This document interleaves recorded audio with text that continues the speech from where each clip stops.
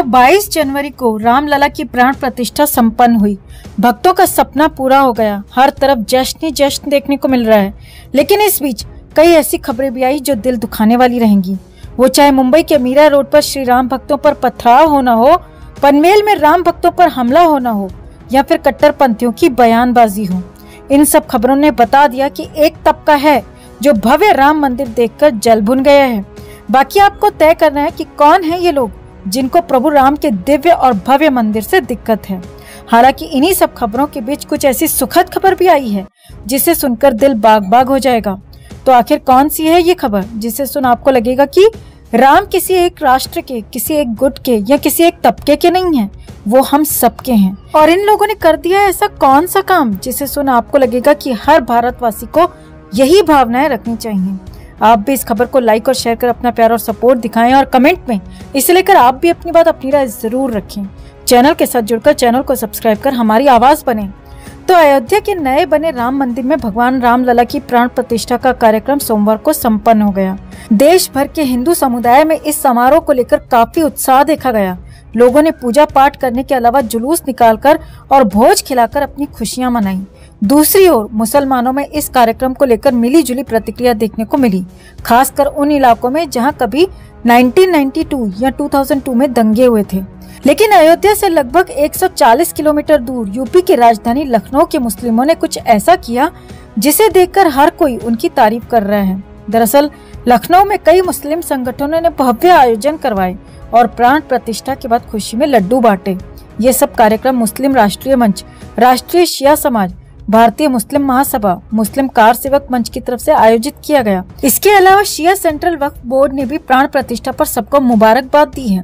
वहीं राष्ट्रीय शिया समाज के संस्थापक और बीजेपी एमएलसी बुक्कल नवाब ने भी प्राण प्रतिष्ठा के दिन हनुमान चालीसा का पाठ किया और प्रभु श्री राम के स्वागत में राममय हो गए।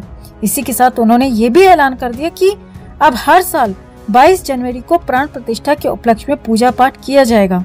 यानी लखनऊ के मुस्लिमों ने दिल जीत लिया और गंगा जमुनी तहजीब की मिसाल पेश की और राम मंदिर के जश्न में शामिल हुए और उनके योगदान को याद किया जिन्होंने राम मंदिर के लिए एक लंबा संघर्ष किया और अपना बलिदान दिया, जिन्हें पीएम मोदी ने भी प्राण प्रतिष्ठा के दिन याद किया।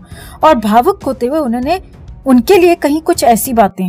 प्रिय देशवासियों, आज इस ऐतिहासिक समय में देश उन व्यक्तित्वों को भी याद कर रहा है जिनके कार्य और समर्पण की वजह से आज हम ये शुभ दिन देख रहे हैं। राम के इस काम में कितने ही लोगों ने त्याग और तपस्या की पराकाष्ठा करके दिखाई है। उन अनगिनत राम भक्तों के, उन अनगिनत कार सेवकों के और उन अनगिनत संत महात्माओं के हम सब ऋणी हैं। गौरतलब है कि एक लंबे संघर्ष के बाद 22 जनवरी की शुभ घड़ी आई और रामलला गर्भगृह में विराजमान हुए और उनकी प्राण प्रतिष्ठा हुई। ये पल बेहद भावुक कर देने वाला था दोस्तों।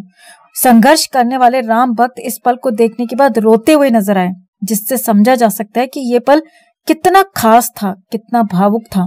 फिलहाल अब रामलला अपने यथास्थान पर पहुंच गए हैं। जो अयोध्या नगरी सदियों तक अभिशप्त थी, उपेक्षित रही, सुनियोजित तिरस्कार झेलती रही, अब वहां पर दिव्यता और भव्यता दिख रही है। हर तरफ जश्न है, खुशियां मनाई जा रही हैं और इन खुशियों में लखनऊ के मुस्लिम समाज ने जिस तरह से हिस्सेदारी ली है उस पर आपकी क्या राय है, कमेंट करके आप भी जरूर बताएं और वीडियो को ज्यादा से ज्यादा लाइक और शेयर कर अपना प्यार और सपोर्ट भी जरूर दिखाएं।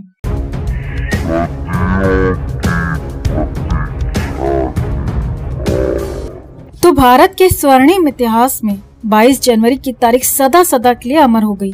22 साल के लंबे इंतजार के बाद रामलला टेंट से मंदिर में अपने घर में प्रवेश कर गए। प्रधानमंत्री नरेंद्र मोदी ने मुख्य यजमान के रूप में भगवान राम की अयोध्या मंदिर में प्राण प्रतिष्ठा की। इस दौरान अयोध्या ही नहीं, पूरा देश राममय हो गया। जब सारा देश राममय होकर रामलला की प्राण प्रतिष्ठा में मंत्रमुग्ध था, तभी मंदिर के बाहर एक शख्स कर रहा था ऐसी हरकत कि देखने वालों की आंखें पटी की पटी रह गईं। जब सारा देश राममय होकर रामलला की प्राण प्रतिष्ठा में मंत्रमुग्ध था, तभी मंदिर के बाहर एक शख्स कर रहा था ऐसी हरकत कि देखने वालों की आंखें पटी की पटी रह गईं। उसकी ये हरकत इस पावन अवसर का माहौल बिगाड़ सकती थी। तो आखिर ऐसा क्या हो रहा था मंदिर के बाहर? कौन था ये शख्स और क्या कर रहा था? आपको दिखाते हैं, बताते हैं सब। आप भी रामलला के स्वागत में जय श्री राम लिखकर कमेंट में अपना प्यार और स्नेह जरूर दिखाएं। वीडियो को ज्यादा से ज्यादा लाइक और शेयर करें और चैनल के साथ जुड़कर चैनल को सब्सक्राइब कर हमारी आवाज बने। तो 22 जनवरी के दिन 500 साल के लंबे इंतजार के बाद रामलला अपने घर लौट आए। आस्था ने आकार ले लिया। जब पीएम मोदी रामलला की प्राण प्रतिष्ठा कर रहे थे तो सभी उस क्षण को मंत्रमुग्ध होकर जी रहे थे। लेकिन आपको बता दें कि इसी राम मंदिर के बाहर कुछ ऐसा हो रहा था जिस वजह से बाहर काफी अफरा तफरी का माहौल बन गया था। एक शख्स कुछ ऐसा कर रहा था कि देखने वालों को अपनी आंखों पर विश्वास नहीं हुआ।